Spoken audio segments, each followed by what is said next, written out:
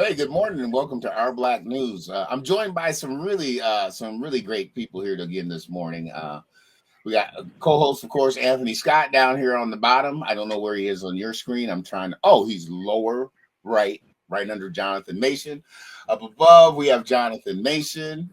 The original Straight Pressure, and guest host today with us is Mr. Christopher Seymore, who's actually running for Minnesota governor. And he told me yesterday that he had a lot of black news, and so I had to call him because that could mean a lot of things.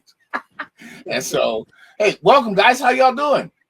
Good, man. Glad to be here. Very good, very good. Greetings. It's great to see Jonathan again. I haven't seen Jonathan in a while, even though I do follow Mason in the morning. It's been very, very intriguing, very insightful, and so I'm glad to participate with Jonathan and also the gentleman to my left, the cohorts running, the gentleman running for is it governor? Yes, sir. Yes, sir. Okay. Well, we love to hear what you have to say too. So, greetings, everyone. Greetings. Thank you, Anthony, for that. And Jonathan, go ahead, say something. Yeah, no, absolutely. Don, thank you for, obviously putting this show together, allowing, black men and brothers to get together, be able to disseminate the news as how we see it, what's going on in our communities. But I'm very, very grateful and thankful to see you guys. Anthony, always a pleasure. And I'm very excited to be able to talk to Chris. I don't know much about you, but would love to ask you some questions on the Black news that I have here in the Twin Cities as well. And I think it would be interesting to hear from a political candidate that is running for governor here in the state of Minnesota. So thank you, you guys. Oh, okay, Chris, go ahead and give your elevator speech. That 30-second elevator speech. Go ahead. All right. Well, I appreciate this. Number one, Alan, to be on the Black News this morning. Like y'all said, my name is Christopher Seymore. This is my second time running for governor. I'm running with the Independence Party 2026, and I did that in 2018 also. I won the most votes to be endorsed by the party at the time, but didn't make the 60% rule of ranked choice voting within the party. My stance is I want to bring in economic security to Minnesota. We talk a lot about the budget surplus. I'm trying to create a permanent choice voting within the party. Say again? No, go ahead, please. Go ahead. That was Okay. my bad. No worries. Trying to do things to create a permanent budget surplus in the state of Minnesota. I am one who would, if governor, raise taxes. We need to bring in more money to the state. I would raise tax on gas. I would raise tax or cost on lottery tickets. Things that we could do right away. Eliminate all the state funding that goes to things like stadiums. Any state funding that goes to, case in point for the black community, we no longer have Rondo Days Parade. There's offshoots, right? As a state, I would refund those parades. But at the same time, when it comes to, let's say, hockey, I am a lover of LGBTQ people. My older brother, case in point, is a transgender woman he goes by. But at the same time, there's too much money being spent on things towards sexual nature. Wherever I can cut money from and apply it to our educational system, our state budget, or even take out loans, man. Like I'm looking. Okay, hey, Chris, I gotta put you on the hot seat, man. I was listening to you here, and I heard you say a couple things. I know Jonathan is just eager. Oh, I'm biting at the nibs. Yeah, I'm biting at the nibs, Chris. Same I got here. something to talk Same to you here. about. Cutting these funds and these state funds and things like and the taxing thing. It's interesting, but let me put it like this. To me, there's simple solutions. Number one, Minnesota has passed and legalized recreational marijuana, right? Yet we don't have any dispensaries up and running anywhere. And Yes. that's something that would be of high value to people that they would purchase in mass groves. And you could tax that even probably about 20% if you wanted to, because people would pay that. Yeah. Okay.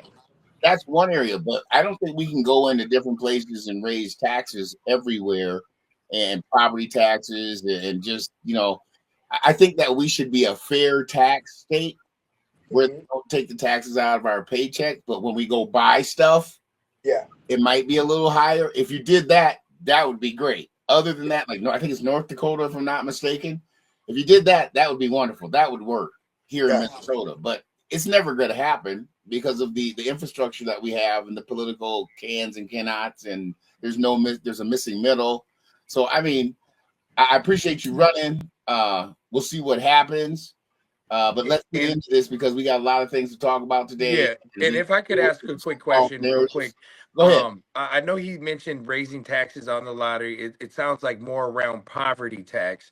My major question is, or maybe a potential solution would be, you mentioned lottery. I know we've had a conversation around sports gambling, right? Many Yeah. people sports gamble online. But the odds of winning the lottery, the Powerball, are just so low, right? And if we gave the gambler a real opportunity to be able to gamble on, for example, the Timberwolves right now, Minnesotans, and a lot of people don't speak on gambling just because it's one of the vices people don't want to speak about, but it's a multi-billion-dollar, trillion-dollar business. And so Yeah. when we're talking about taxes being raised on it, the opportunity for Minnesota to have taxes raised on sports gambling via the internet on your phone through apps like MGM, Bet Online, and stuff like that, to create that legality around it where Minnesotans could be able to bet on Anthony Edwards or bet on the Timberwolves, being that we're in the state of Minnesota. That would ultimately bring more revenue and money to our economy. But then also we can be able to tax that money on the winnings. So Yeah. have you thought about solutions around the gambling, the mobile gambling, the sports gambling aspect of it all? Gotcha. I'll give you two scenarios. When it comes to guns, clichely, I'm from Chicago. We say if they got it, we need to have it, right? And so if it's legal in other states, there should be no reason of legality in this state, right? When I was young, coming from Chicago, I remember my father would drive to Wisconsin to buy alcohol on Sundays, and so our alcohol economy was going across the border on Sundays, and that got changed here in Minnesota. So my answer is absolutely yes. I also had a constituent in Owatonna. I live down in Owatonna. How do I feel about a private casino, right? And my thing is, if the Native Americans, um, for revenue development, can have casinos, if someone wanted to invest in our state and build a private casino, why not? Okay, Um, and I yeah, totally understand that. I know, and I don't want to get too far off into gambling, but I like, and one more thing, a little more controversial. You said that your brother was a transgender, and you talked about the yes, monies that are going to, gender affirming care surgery, yeah. puberty blockers and stuff like that. Would you stop those programs that are being had? I know that Tim Walz said Minnesota is a safe haven for transgenders and for these gender affirming care surgeries. Would you allow the gender affirming care surgeries for minors to be in place still? And would you allow puberty blockers to go to minors? No. First off, because Minnesota and other states have dealt with such things, if a child has already had the surgery, if a child moves to Minnesota and is already in the process of whatever, we'll continue that. But I want to preference this by saying I was the first anti Donald Trump rally holder in the state of Minnesota back before he was president, right? Oh, we got to Now turn you that he off then. I'm sorry. No, I'm just kidding. Okay, yeah. go ahead. Go Now ahead. that he is president, I told someone that he's messing it up because there's things I do stand for, that I do like, that I do agree with. So as the governor, I would directly go to Keith Ellison and say, drop that lawsuit on all transgender things.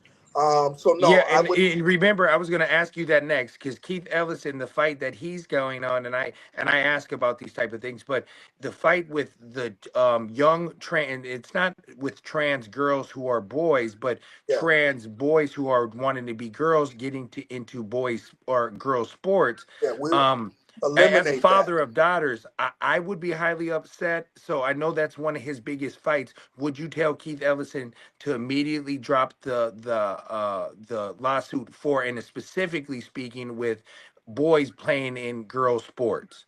immediately. Okay. Immediately. So one Okay. thing I'm working on is what powers do the governors actually have? We really don't talk about that much as voters, and so I would stand on we're not going to do anything that would threaten our economy. If the governor, I mean, if the president put down a mandate that this is what we do in the United States, this is just what we do in the United States. And if it's no more boys playing in girls sports, no more boys playing in girls sports. If a man can no longer check, I'm a woman on the box if he's born a man. You know, all of those things I will put under one umbrella. Now, I would not make it illegal to be gay, lesbians, transgender, gay, or any of those things. The civil union of gay and bisexual people, we could continue that. You know, that's their business. But I personally don't call it marriage. I would want it to be civil union. Um, I want to go back to something. I was very upset at the amount of money that was spent yearly at these sports arenas, specifically our hockey, with Transgender Day. Um, Take the politicians out of these parades also. So the same things that they do to black folks at church, once a year the president shows up, once a year the governor shows up, and then on the same very day, specifically last Easter, Easter Day and Trans Day is on the same day, and then they proselytize on both sides. I hate to see Mayor Melvin Carter being paraded around having to stand up for this when I know I grew up with his family, going to the same AME churches from time to time, working together. Same with Keith Ellison, going to the same mosque back in the 90s when it was Fight the Power. And now, as a black Muslim man, you must do what the rainbow says do. That's one thing I don't like in the state of Minnesota, and that's what the DSA has a problem with. I've been telling folks that Stonewall is in control of the DFL, and I'm going a little to the left, but all those things trickle. The rainbow is trickle down economics. Now you can't stand in front of no one unless you have that flag behind you when it comes to being a Democrat. And I'm saying all this because Democrats hold the black vote, and it's trickery for us. Well, see, but that's the whole thing about this whole Republican Democrat thing. I mean, what we've gotten away from is just doing the right thing. We've Yes, gotten sir. away from just trying to do what is right, no matter what your party is. And when Mm-hmm. you go back to look at these stadiums, see now the Timberwolves, oh no, they're riding high, Edwards, you know. But what's going to happen is they're going to say, we want a new stadium now. We've outgrown this. We Yeah. want to, and they're going to want us to pay for it. No. See, and So they're going to if y'all hold us don't mind me hostage because saying, they'll man, go to Seattle or they'll go. You know, this new regime, man, they want the bag, and so that's Timberwolves, I think the Timberwolves are here to stay. They're not going to sell off and go to another state. But as a governor, I'm already writing these things, man, that no more of our state funding that can go to education is going to another stadium. The wood on the Target Center, when it needs to be re-varnished, no, we're not paying for that. I would try to reverse what Melvin Carter is doing with the new stadiums. Ticket prices need to go up to pay for those. These are private entities. And in the state of Minnesota, as much as we value having a lower tax bracket than other states, we can afford to go up a few percent on things. We You just know what? can. You said something very interesting. Then we're gonna move on. But this did we lose Jonathan? Yeah, he'll be back. You said something interesting. You know, the stadium in St. Paul. That soccer stadium over there off University and Snelling, I think, if I'm not mistaken, is privately funded. It And it's is. not. Here goes Jonathan. He's coming back now. Let me get him in here. I wanted him to hear this. Yeah, we were waiting on you. Yep, Uh, I got it. and I'm here. that stadium over there in St. Paul is privately funded, and I think that they had got some concessions from the city and the state to build it. I don't Yeah. know what that was in detail. I can't speak intelligently on it, so I won't say really much on it. But those ticket prices are pretty high, and there's a certain section of the population that seems to almost sell out that place almost every game.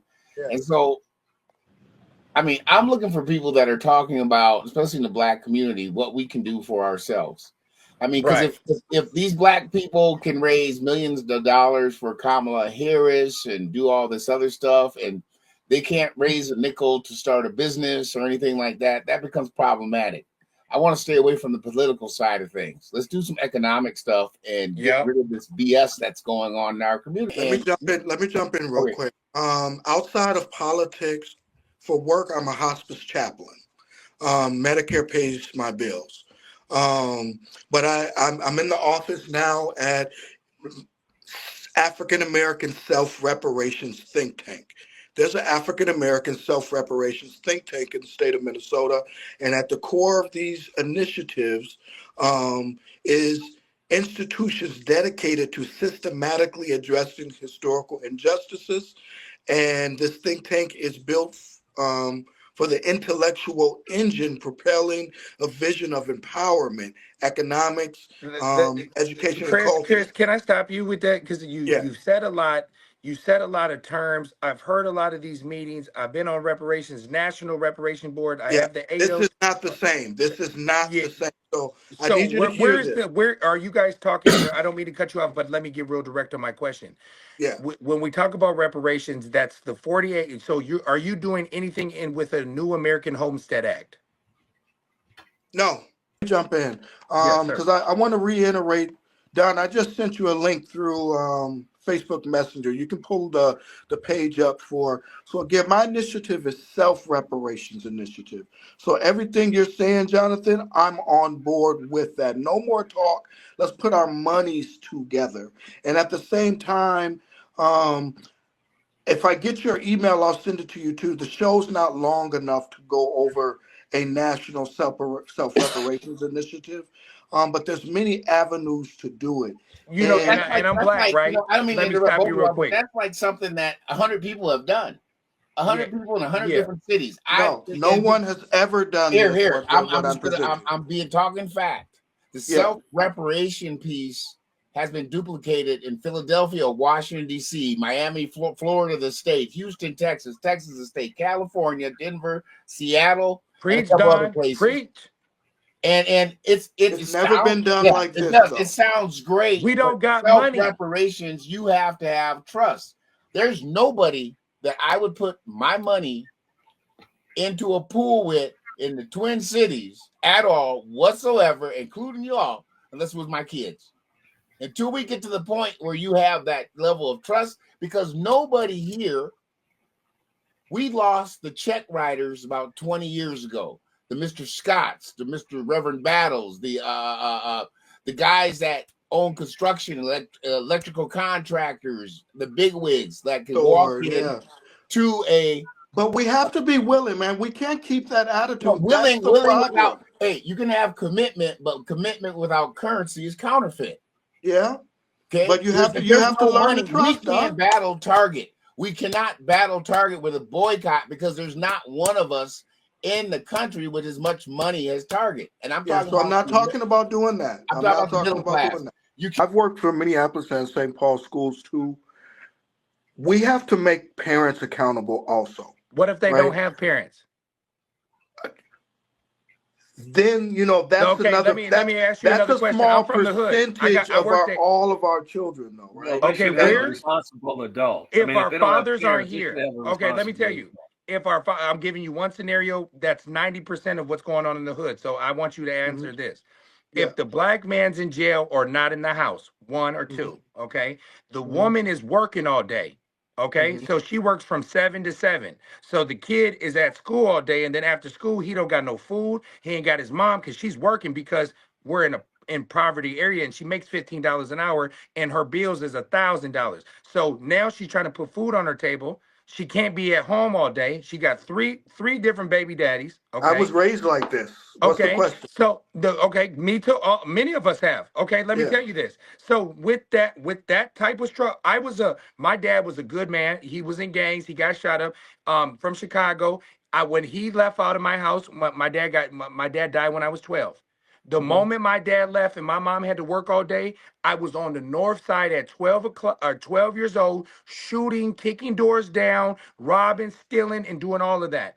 I had no one. I was 6'3", 200 pounds, and y'all couldn't tell me nothing. So then I was getting abused by police. I was told I'm going to jail and dead all day.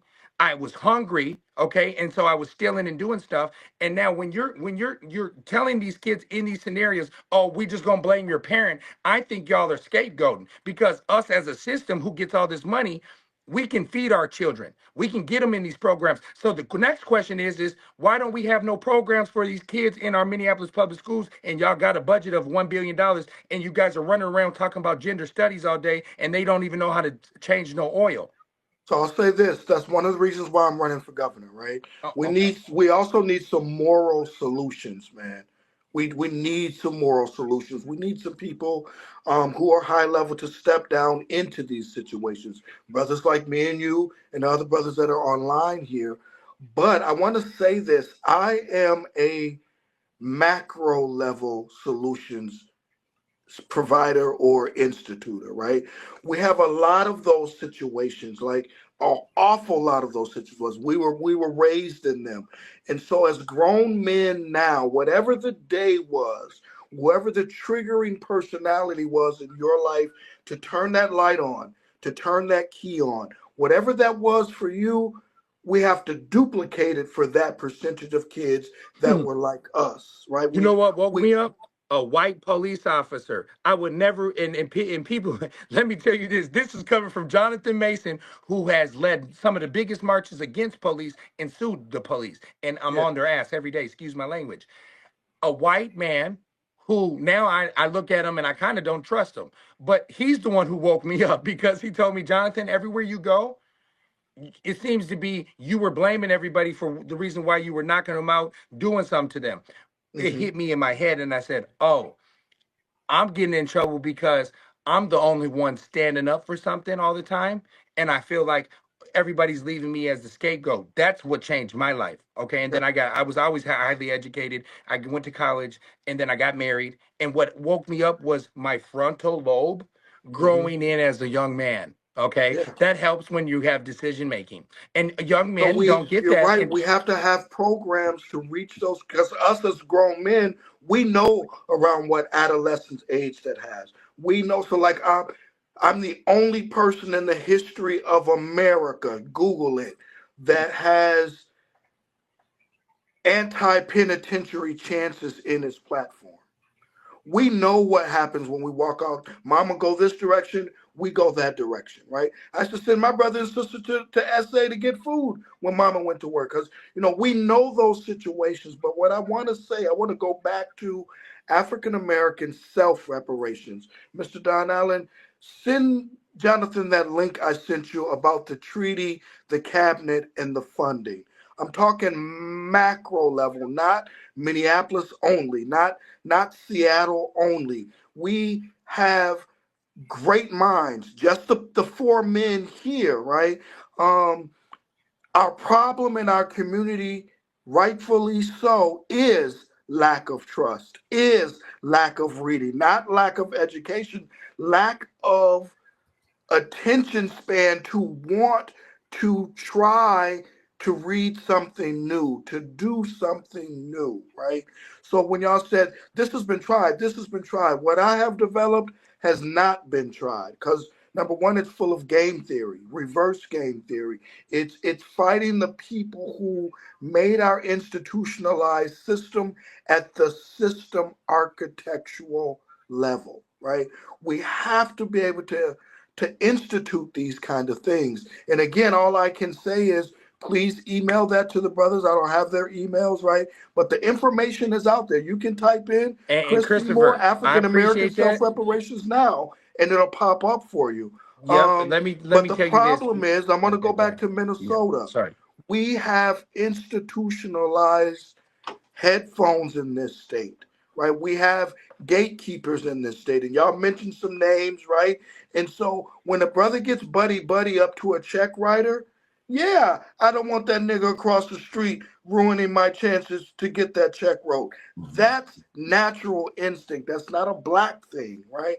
But what we have to break down our lack of trust, and we have to get away from, lack of better words, whether it's Republican or Democrat, we have to get away from the white power structure systemized way of doing things.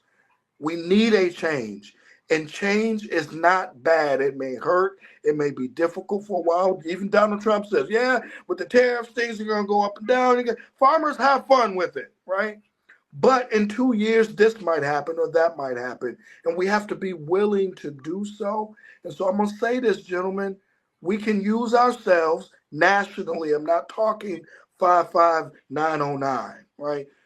On a national level, we have to get back to the days of Operation Push. Whether you like Jesse Jackson or not, what I'm trying to say is that's a national thing. If we said the Rainbow Coalition in the 80s, we Right. knew it was not No, it LBGTQ. was the It brothers was, in Chicago.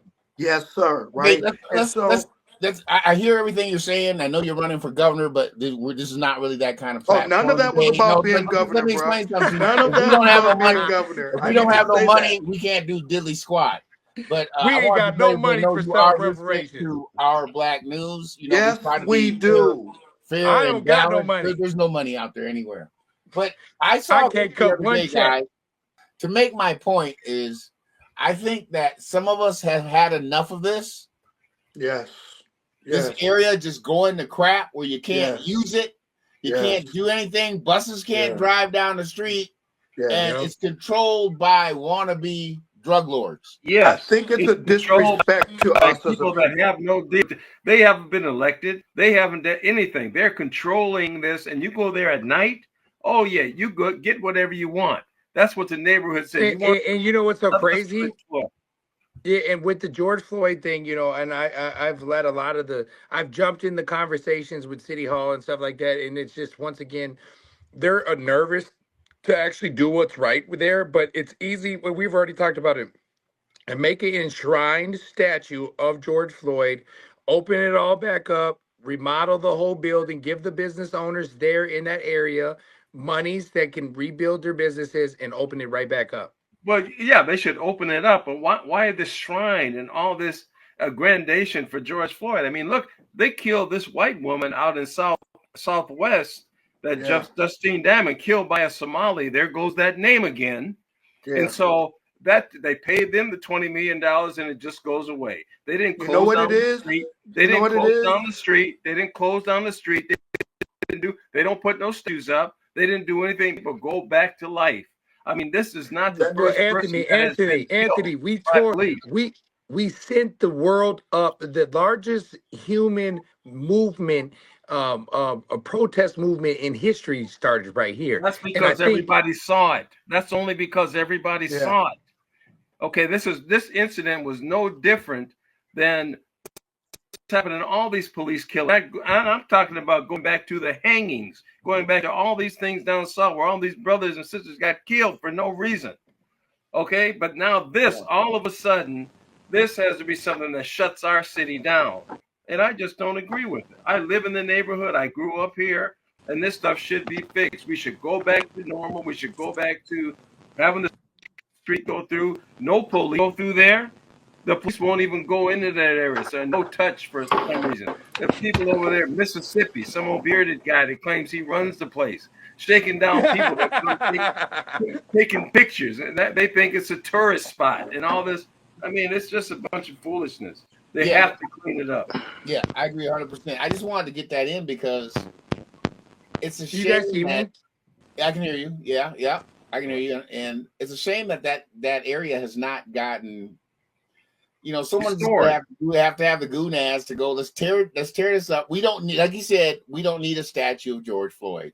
That's representing the wrong thing. Okay, we could put a statue of $100 bill out there. I'd be cool with it, or something like that, or some money, the money symbol. But the thing is, Mr. Seymore, Anthony, and Jonathan, people came into Minnesota because we were slow.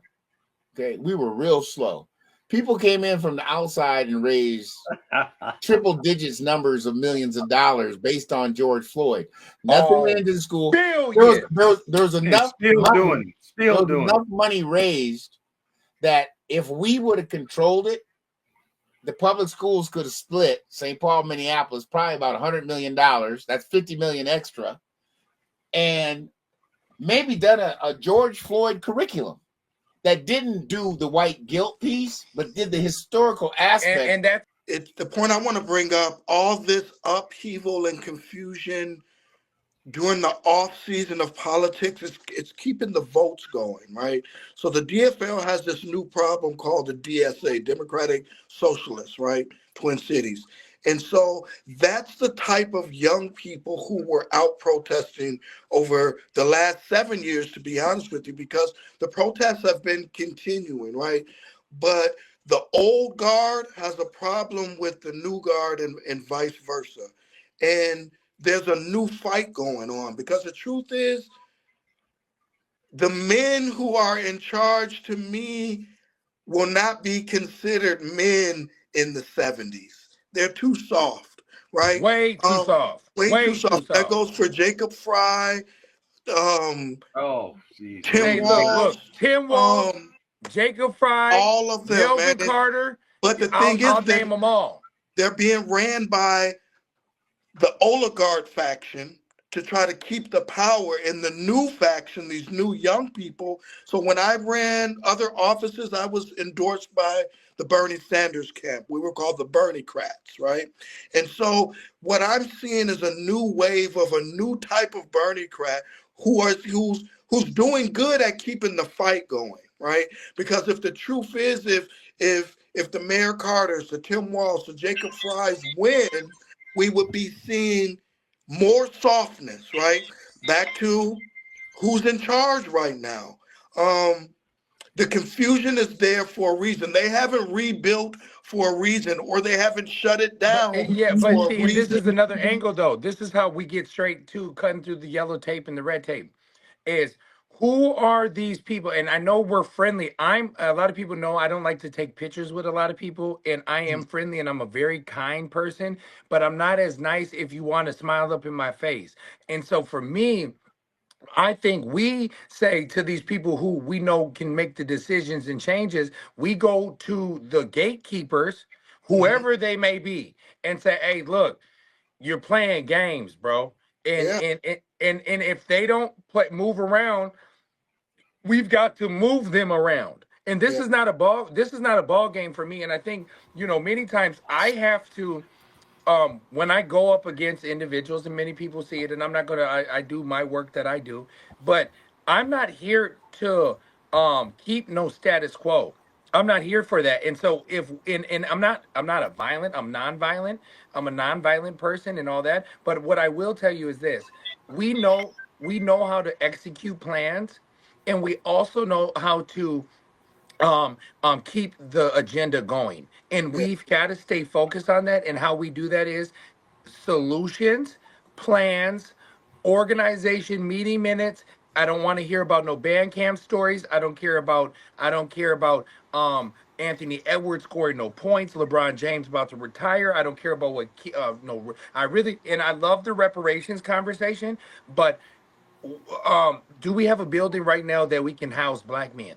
I say this all the time, and I'm gonna put the responsibility on all the churches in Minnesota and across the nation. But since we're in Minnesota, there's too much money flowing at the risk of public safety, right? Fathers know how to take care of households, whether mother likes it or not, or children like it or not. When there's something that has to be cut and dry done, we just do it. and they're scared to just do it in fear of losing votes, right? That's why the Republicans also stay quiet on some of these issues because if, as long as they're not talking about what the Democrats are doing or not doing, they get to stay in office also. I think we're all just being played, man. Let me do something real quick, y'all. I want y'all to see this office. Oh, wait, I'm JR hoping to calling get back. I'm put y'all on mute for a minute. Go ahead. I'm hoping to get millions of dollars, right? I want to say that there is an African American self reparations think tank in Rochester, Minnesota, partnering with the Collider. And there's other African American development organizations here, Black entrepreneurship teams, SBA, a lot of things, right? We are Can you hear supposed to me? solicit for money. We are supposed to go out and get what we're supposed to have. And yeah, Black people should also speak on what's wrong in our community. We're not supposed to go for all of the okey dokes, but at the same time, we can't be hating on each other. No. And if I could jump in real quick, I know that the money, people talking about money is a huge thing, right? We need money for organizations and stuff like that. I just feel that in the Twin Cities with these nonprofits, when there is no a lack of oversight. So say No, I don't need a middleman. I don't need a front man. I'm my own sideshow. And if that's the case, I Listen, need to man, talk to the person that can write the I check. will speak up at any time and I'll answer your question as to why, right? There's a reason why the DFL doesn't sue me every day when I say that they are a racist institution, right?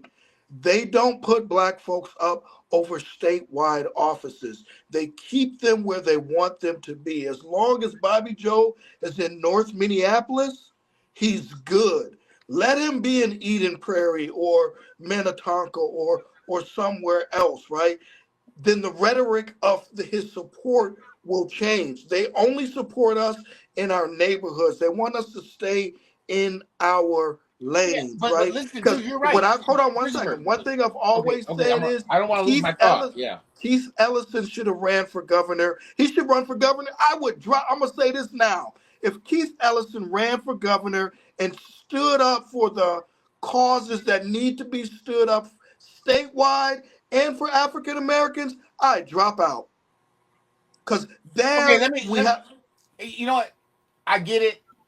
a lot of these individuals who write this money for the government or have access to these budgets, to these taxpayer budgets that are responsible of giving this money out to those in the community that are doing the work.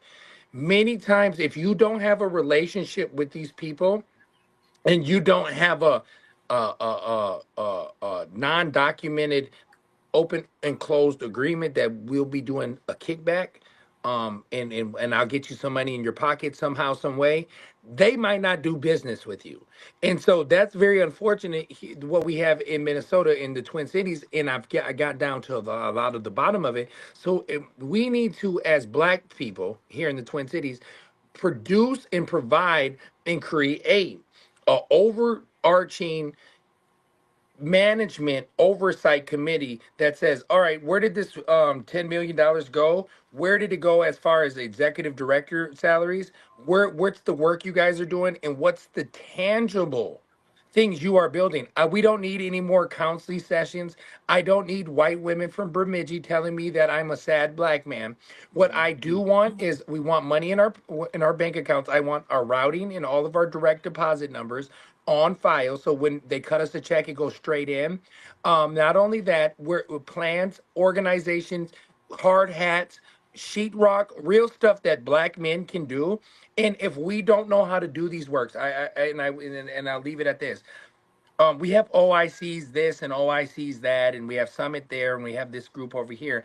But for some odd ass reason, whenever I'm looking at these Wyzetta and Minnetonka developments, they have nothing but Latino men who don't speak any English building these nice, fancy, beautiful Well, houses. you can't So get no black dudes out there to do that kind of work. You can't oh, get no brothers to do no roofing. You can't get why? no We're brothers highly to do no educated. cement work. And I'm Why? not mad. I'm saying my Hispanic Latino brothers go do that. No, but let me tell you. So do we, man. Don't talk No, down but on all of us, hold man. on, Like Chris. Hold on, Chris. I do that work. My kids do that work. There are some of us No, that do there's that great work. No, money The in no, this. but problem is you what have he is teenagers that saying don't even is want to tied flip to the burgers. money.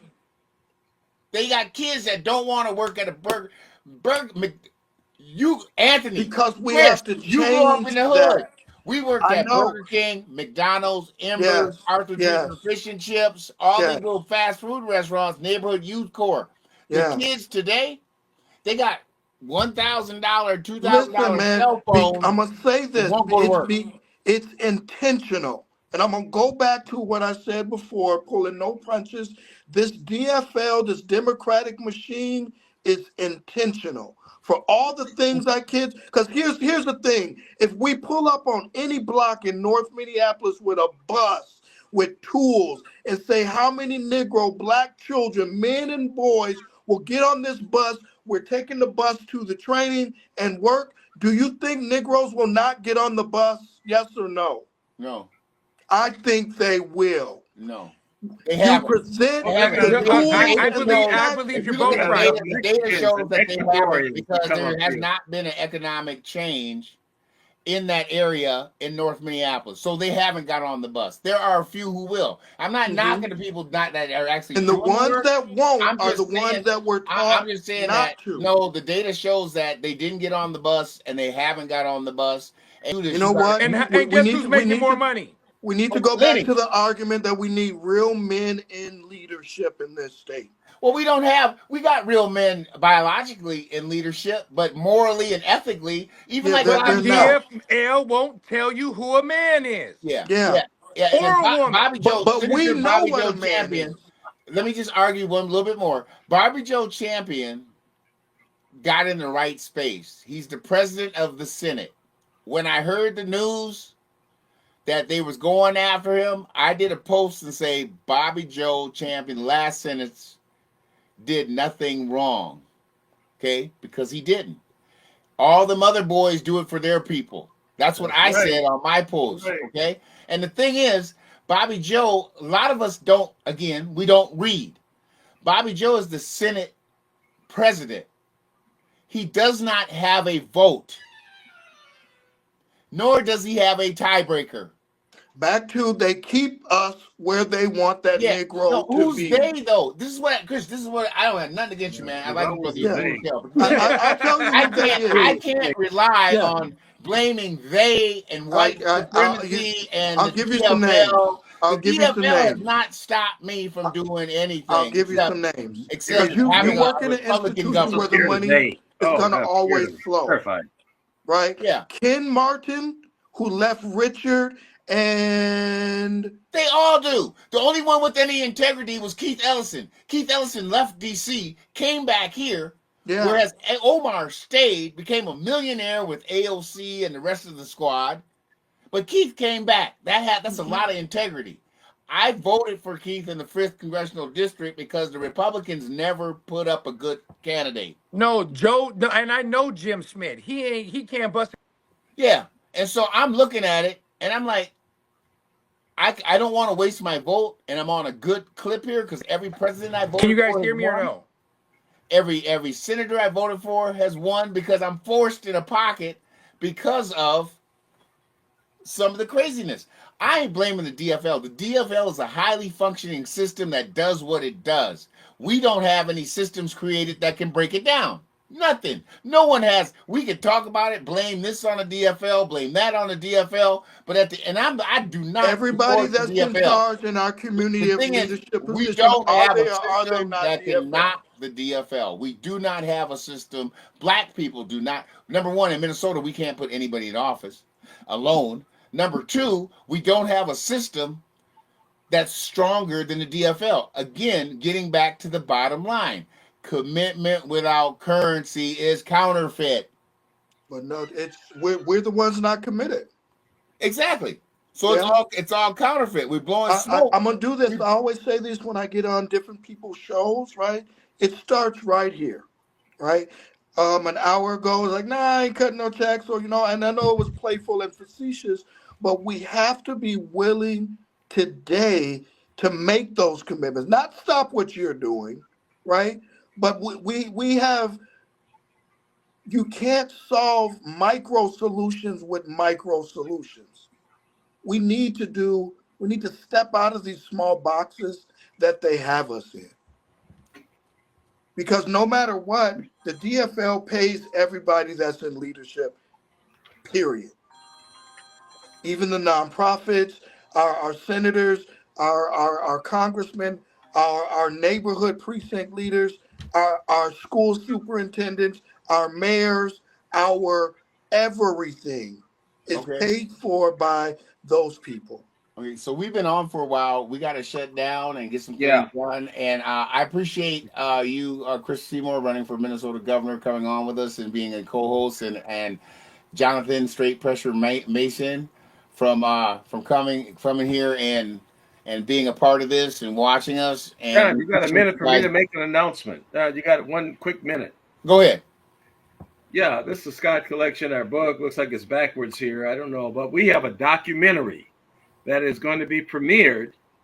It's going to be premiered at the Capri Theater, January 7th. It's a free event. There will be, people want cocktails. I think we'll have some hors d'oeuvres.